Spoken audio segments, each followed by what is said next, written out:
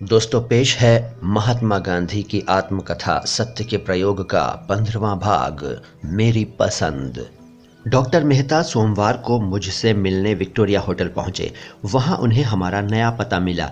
इससे वे नई जगह आकर मिले। मेरी मूर्खता के कारण जहाज में मुझे दाद हो गई थी। जहाज में खारे पानी से नहाना होता था। उसमें साबुन घुलता न था, लेकिन मैंने तो साबुन का उपयोग करने में सभ्यता समझी। इससे शरीर साफ होने के बदले चीकट हो गया। उससे दाद हो गई। डॉक्टर को दिखाई। उन्होंने मुझे जलाने वाली दवा एसेटिक एसिड दी। इस दवा ने मुझे रुलाया था। डॉक्टर मेहता ने हमारे कमरे वगैरह देखे और सिर हिलाया। ये जगह काम की नहीं। इस देश में आकर पढ़ने की अपेक्षा यहाँ के जीवन और रीति रिवाज का अनुभव प्राप्त करना ही अधिक महत्व का है। इसके लिए किसी परिवार में रहना जरूरी है, पर अभी तो मैंने सोचा है कि तुम्हें कुछ तालीम मिल सके, इसके लिए खाली जगह के घर रहो। मैं तुम्हें वहां ले जाऊंगा। मैंने आभारपूर्वक उनका सुझाव मान लिया। मैं मित्र के घर पहुंचा। उनके स्वागत सत्कार में कोई कमी नहीं थी। उन्होंने मुझे अपने सगे भाई की तरह रखा। अंग्रेजी रीति रिवाज सिखाए। ये कह सकता हूँ कि अंग्रेजी में थोड़ी बातचीत करने की आदत उन्हीं ने डलवाई। मेरे भोजन का प्रश्न बहुत विकट हो गया। बिना नमक और मसालों वाली साग सब्जी रुचती नहीं थी। घर की मालकिन मेरे लिए कुछ बनावे तो क्या बनावे। सवेरे तो ओटमील की लपसी बनती। ओटमील यानी जई का आटा। उससे पेट कुछ भर जाता, पर दोपहर और शाम को मैं हमेशा भूखा रहता। मित्र मुझे रोज मांस खाने के लिए समझाते। मैं प्रतिज्ञा की आड़ लेकर चुप हो जाता। उनकी दलीलों का जवाब देना मेरे बस का न था। दोपहर को सिर्फ रोटी, पत्तों वाली एक भाजी और मुरब्बे पर गुजर करता था। यही खुराक शाम के लिए भी थी। मैं देखता कि रोटी के तो 2-3 टुकड़े ही लेने की रीत है। इससे अधिक मांगते शर्म लगती थी। मुझे डटकर खाने की आदत थी। भूख तेज थी और खूब खुराक चाहती थी। दोपहर या शाम को दूध नहीं मिलता था। मेरी ये हालत देखकर एक दिन मित्र चिढ़ गए और बोले, अगर तुम मेरे सगे भाई होते तो मैं तुम्हें निश्चय ही वापस भेज देता। यहाँ की हालत जाने बिना निरक्षर माता पिता के सामने की गई प्रतिज्ञा का मूल्य ही क्या। वो तो प्रतिज्ञा ही नहीं कही जा सकती। मैं तुमसे कहता हूं कि कानून इसे प्रतिज्ञा नहीं मानेगा। ऐसी प्रतिज्ञा से चिपटे रहना तो निरा अंधविश्वास कहा जाएगा, और ऐसे अंधविश्वास में फंसे रहकर तुम इस देश से अपने देश में कुछ भी न ले जा सकोगे। तुम तो कहते हो कि तुमने मांस खाया है, तुम्हें वो अच्छा भी लगा है। जहां खाने की जरूरत नहीं थी वहां खाया, और जहां खाने की खास जरूरत है वहां छोड़ा। ये कैसा आश्चर्य है। मैं टस से मस नहीं हुआ। ऐसी बहस रोज हुआ करती। मेरे पास 36 रोगों को मिटाने वाला एक नन्ना ही था। मित्र मुझे जितना समझाते, मेरी दृढ़ता उतनी ही बढ़ती जाती। मैं रोज भगवान से रक्षा की याचना करता और मुझे रक्षा मिलती। मैं नहीं जानता था कि ईश्वर कौन है, पर रंभा की दी हुई श्रद्धा अपना काम कर रही थी। एक दिन मित्र ने मेरे सामने बेंथम का ग्रंथ पढ़ना शुरू किया।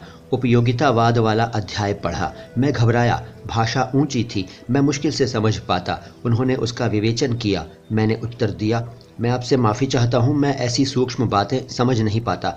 मैं स्वीकार करता हूँ कि मांस खाना चाहिए, पर मैं अपनी प्रतिज्ञा का बंधन तोड़ नहीं सकता। उसके लिए मैं कोई दलील नहीं दे सकता।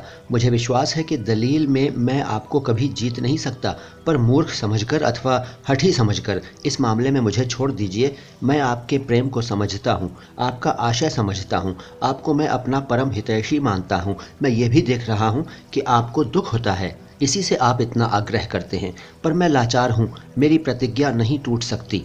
मित्र देखते रहे। उन्होंने पुस्तक बंद कर दी। बस, अब मैं बहस नहीं करूँगा, कहकर वे चुप हो गए। मैं खुश हुआ। इसके बाद उन्होंने बहस करना छोड़ दिया, पर मेरे बारे में उनकी चिंता दूर न हुई।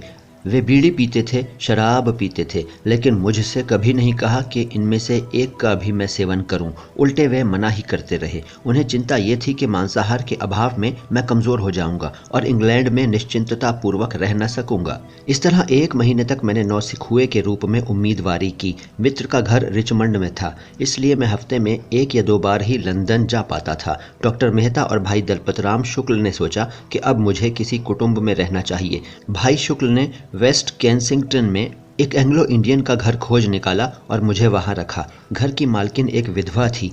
उससे मैंने मांस त्याग की बात कही। बुढ़िया ने मेरी सार संभाल की जिम्मेदारी ली। मैं वहां रहने लगा। वहां भी मुझे रोज भूखा रहना पड़ता था।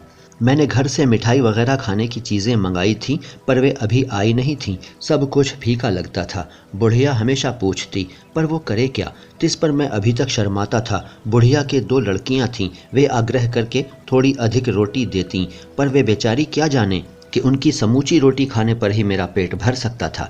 लेकिन अब मैं होशियारी पकड़ने लगा था। अभी पढ़ाई शुरू नहीं हुई थी, मुश्किल से समाचार पत्र पढ़ने लगा था। ये भाई शुक्ल का प्रताप था। हिंदुस्तान में मैंने समाचार पत्र कभी पढ़े नहीं थे, पर बराबर पढ़ते रहने के अभ्यास से उन्हें पढ़ने का शौक मैं पैदा कर सका था। डेली न्यूज़, डेली टेलीग्राफ और पेल मेल गज़ेट, इन पत्रों को सरसरी निगाह से देखा जाता था, पर शुरू शुरू में तो इसमें मुश्किल से 1 घंटा खर्च होता होगा। मैंने घूमना शुरू किया। मुझे निरामिष अर्थात अन्नाहार देने वाले भोजन गृह की खोज करनी थी। घर की मालकिन ने भी कहा था कि ख़ास लंदन में ऐसे गृह मौजूद हैं। मैं रोज़ 10-12 मील चलता था। किसी मामूली से भोजन गृह में जाकर पेट भर रोटी खा लेता था, पर उससे संतोष न होता था। इस तरह भटकता हुआ एक दिन मैं फैरिंगडन स्ट्रीट पहुंचा। वहां वेजिटेरियन रेस्टोरेंट अर्थात अन्नाहारी भोजनालय का नाम पढ़ा। मुझे वो आनंद हुआ जो बालक को मनचाही चीज़ मिलने से होता है। हर्ष विभोर होकर अंदर घुसने से पहले मैंने दरवाजे के पास की शीशे वाली खिड़की में बिक्री की पुस्तकें देखीं। उनमें मुझे सॉल्ट की अन्नाहार की हिमायत नामक पुस्तक दिखी। 1 शिलिंग में मैंने वो खरीद ली और फिर भोजन करने बैठा। विलायत आने के बाद यहाँ पहली बार भरपेट भोजन मिला। ईश्वर ने मेरी भूख मिटाई। सॉल्ट की पुस्तक पढ़ी, मुझ पर उसकी अच्छी छाप पड़ी। इस पुस्तक को पढ़ने के दिन से मैं स्वेच्छापूर्वक अर्थात विचारपूर्वक अन्नाहार में विश्वास करने लगा। माता के निकट की गई प्रतिज्ञा अब मुझे विशेष आनंद देने लगी, और जिस तरह अब तक मैं ये मानता था कि सब मांसाहारी बने तो अच्छा हो, और पहले केवल सत्य की रक्षा के लिए तथा बाद में प्रतिज्ञा पालन के लिए ही मैं मांस त्याग करता था, और भविष्य में किसी दिन स्वयं आज़ादी से प्रकट रूप में मांस खाकर दूसरों को खाने वालों के दल में सम्मिलित करने की उमंग रखता था, उसी तरह अब स्वयं अन्नाहारी रहकर दूसरों को वैसा बनाने का लोभ मुझ में जगा। दोस्तों, ये था महात्मा गांधी की आत्मकथा सत्य के प्रयोग का 15वां भाग। इससे आगे की बात अगली मुलाकात में। मैं मोइन शम्सी हूँ। ये चैनल है नो बकवास बातें खास। शुक्रिया।